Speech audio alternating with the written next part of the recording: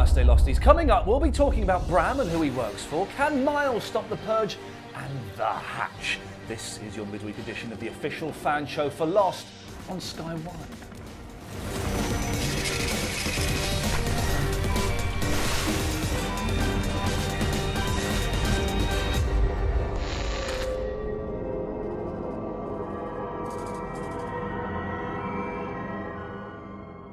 Hey kids, they're here! Look, it's Paul Terry, the editor of the official Lost magazine. All right. Whatever. Over here, it's everyone's favourite, and it's really good that you came back again. It's Geeky Tom. Hey.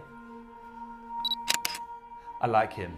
Now, in the episode Some Like It Hoth, we met Bram again when he kidnaps Miles, and you've come up with a theory, Tom, that he represents a third side. The Dharma Initiative. Yes. Yeah. Okay, so we can assume he's definitely not working for Widmore, because he says Widmore is the wrong side. Yeah. Why don't we think he's working for Ben? Just because, like, he said that, the whole thing about the statue and the shadow. Yeah. And that woman, what's her face? Ilana. That's the one. Yeah. It's on the island, and they have Ben Linus there. They seem to not recognise him or kind of give him the time of day. Maybe that's by choice, but I think it's probably because they don't know who he is. Yeah. Do we know what lies in the shadow of the statue? No, we darn well want to know. Yeah, That's the thing. Is it going to just be the temple? I hope it's not a joke, like Tom said the other episode about the snowman thing. It better be. You said that, wasn't he? No, you were saying you hope it's not. You think it's code. Jesus. Week 13, yourselves. and it's things really have got tense here at the Lost Initiative. I don't know how much longer we can keep this going. So let's see if we can finish this show at the very, very least. The shadow could, of course, possibly refer to the smoke monster. That might be the shadow of the Very statue. nice. I hadn't thought about that. Very good. Yeah, nice one. Yeah. When, the way this works, Paul, is I say something, and that then hopefully starts you off on a conversation, not just you going, right. oh yeah, okay. okay, no, yeah. So just that gives you... I like it, hadn't thought about it, but I don't think it is. You just said exactly the same thing, but in a different voice. Possible, of course, that some of Bram's people have been watching Hurley. Remember Saeed killed those people outside the hospital? I thought they were more Ben related than Bran related. I don't think it's ever been cleared up, has it? No. Who they were. Well, Saeed thought they were Ben's assassins. But that's a bit more disturbing now, because it's when you really think about it, it was just literally going on blind faith of Ben saying, here's a list of people, just keep going around the world, kill all these people. It's fine, they're just Widmore's people. But yeah, maybe he's killing, really important people beyond that. Okay, so we know that the Losties and Ben knew they had to be on that plane because of Ms. Hawking, and they had to recreate the thing. Yeah, there's a small window, and they had to be on the Widmore could probably have been following Ben and the bookings, and so he could have got... True. But how would the Dharma people know? Have they got another pendulum somewhere? Well, there are more portals around, the lamppost was a Dharma station, wasn't it? So, but Hawking officially or unofficially Dharma? No, she wasn't, because we know that she wasn't. She was hostile with the... Yeah, so... Could the Dharma have got another pendulum somewhere? Well, that was... You did, actually, in fairness, you did say that a long time ago. What? You said that there probably are more stations like the lamppost. Did I say that? Then yeah, then there is. definitely more lampposts. We got an email from Jeremy Bentham, isn't dead. Wouldn't the shadow of the statue be in different places during the course of the day, depending on the sun? Yeah, that's how shadows work, yes. So maybe it's a Dharma-style riddle to identify people who work for Dharma rather than an investigative question. Well, yeah, that's pretty obvious, isn't it? I think we've been saying that for a while now. I also have a very strong feeling that Bram and the new others are actually the children of the people who died in the Purge. That's not bad, is it? That's very good. That's not bad. Yeah, that's not bad. They're kind of like the next generation going back to get revenge. Act of vengeance, yeah.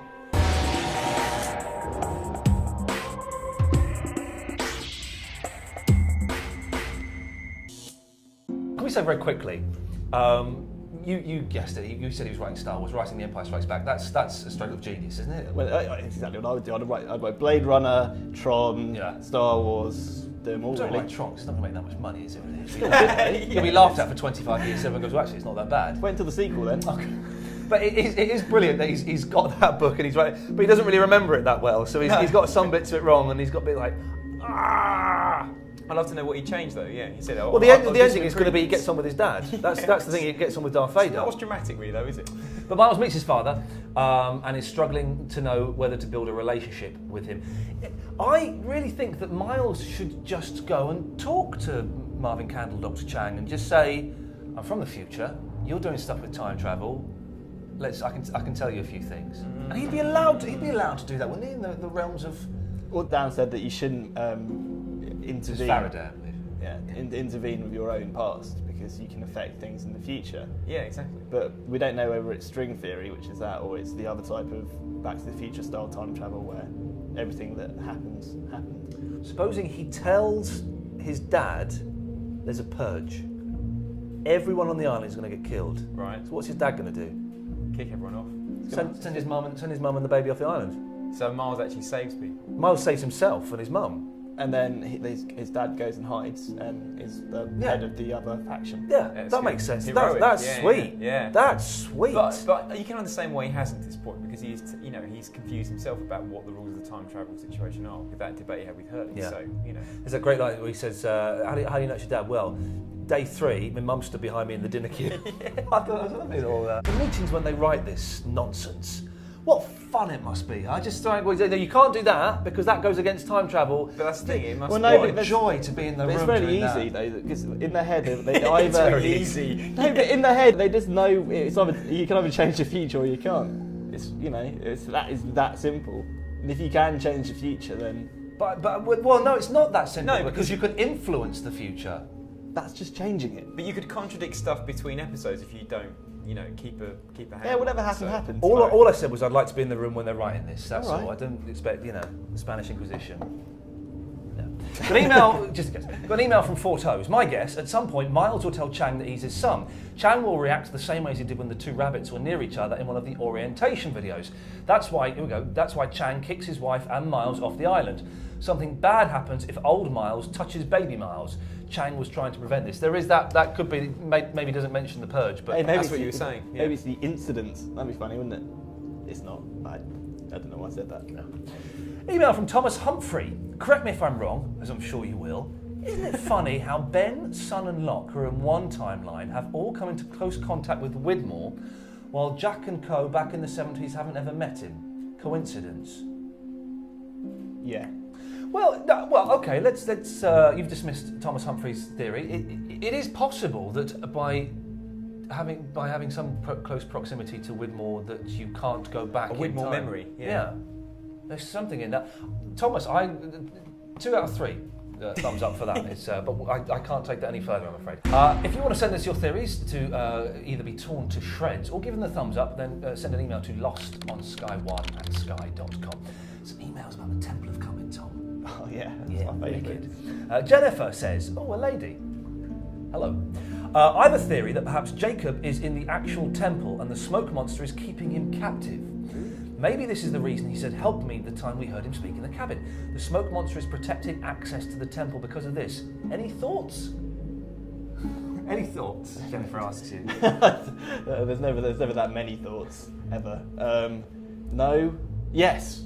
There you go. Do you think that Jacob's in the temple? I don't know, but I like the fact that she's reminding us all that he did say help me and sounded like he was in trouble. So that's pretty cool. I've been thinking recently that Jacob is the smoke monster, the one and the same thing. And all these. Sorry. What? I don't know. No, you've said it out loud. Let's kick you in the face. Okay. Jacob is the smoke monster? I don't know. Just the kind of entity of the island is the kind of. I think it is the smoke monster, or the smoky is the main feature, let's say, of the island, and the main kind of bad thing on it.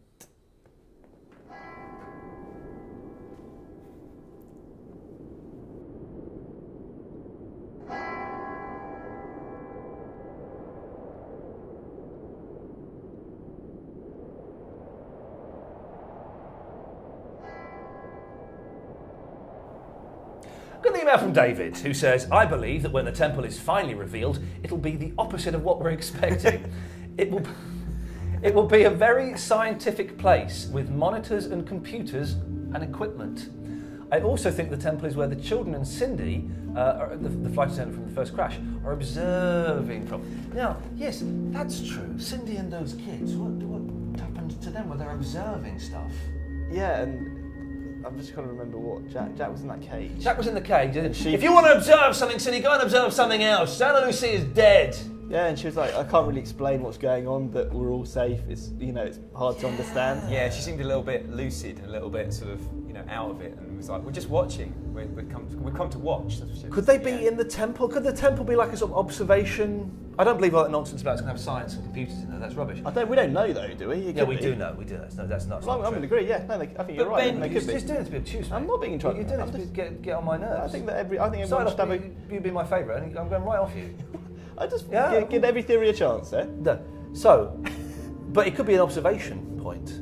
Yeah, but I was just trying to remember that which season 3 or 4 when Ben said he sends everybody to the temple at the end when there's the big panic on, and he's like, everybody gets to the temple. All my people get to the temple, so a place of haven and safety. But we've seen the temple wall thing rip people inside, rip their arms off, and like so. That was the smoke monster. Yeah, but it's next to it's near the temple. So how safe could it be? Quite safe if you're. Or is Ben doing that to actually do something really nasty to his people? No. Why would he? He's protecting his people. Yeah, that's what. But does he really care about anybody? He cares about his people. Yeah, of course. How? But am I the only one speaking sense today? Both of these two idiots have come up with absolute tosh. An email from Aidan who says, my theory is that in episode 12, Dead is Dead, just before Ben is judged by the smoke monster in the temple, he sees a stone tablet depicting what appears to be the monster and the Egyptian god of the afterlife, Anubis. I believe that this is not meant to represent a relationship between the two, but a crucial event in the island's history, in which the monster attacked the giant statue, which I believe to be Anubis, causing it to collapse, possibly out of punishment to the island's ancient inhabitants, causing just a 4-toed foot to remain. Yeah, but so what? I was about to say that's quite smart, but then you just crushed it. Yeah. But so what? I don't get it. So what? I don't think it's supposed to be anything other than a statement of what possibly happens. The statue attack. The smoke monster attacks the statue. It's like foreshadowing an event. Yeah. Yeah, it kind of needs to.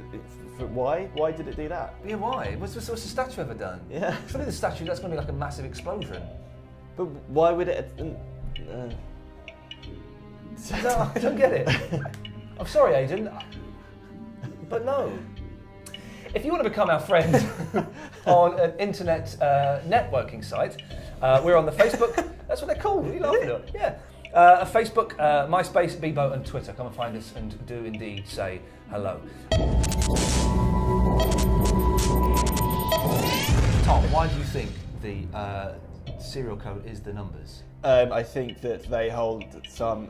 Well, it's the Valenzetti equation. They hold some kind of significance, don't they, with that area of the island, the kind of electromagnetic.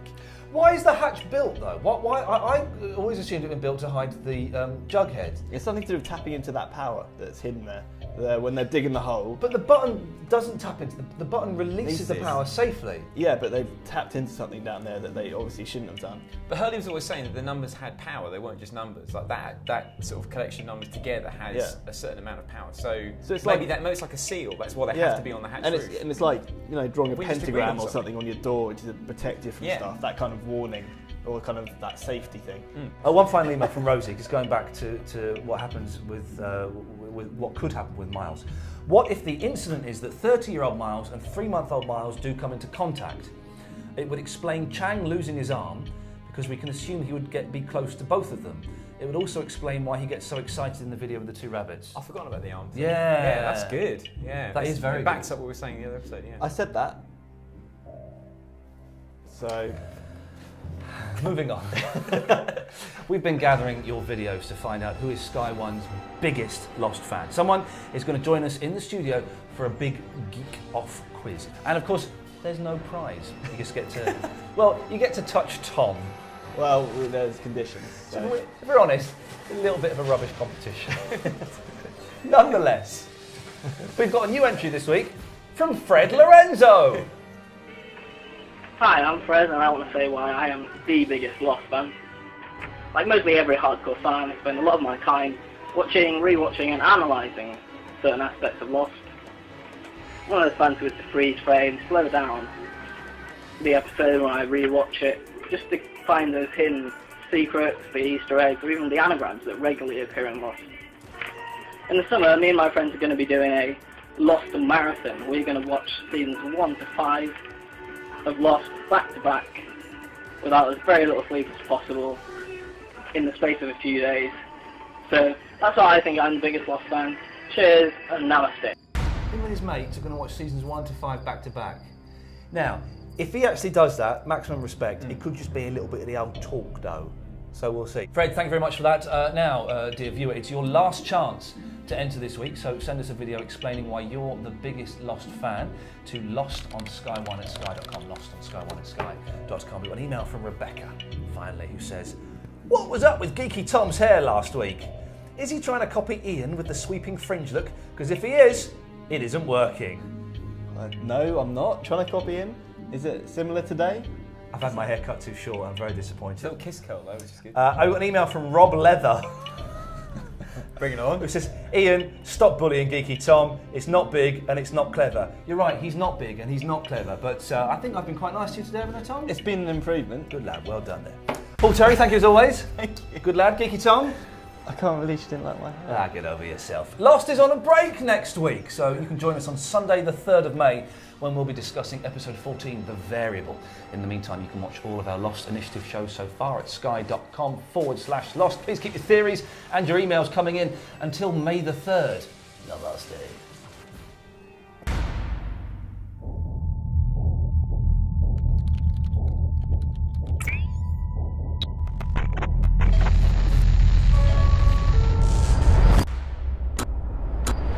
Hello, my name's Donna.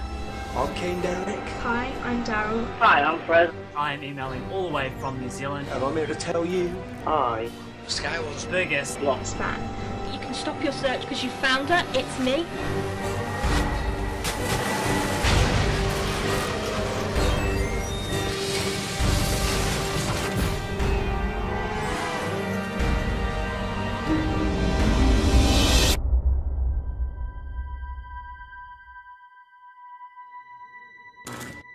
No, you've said it out loud. Let's kick you in the face.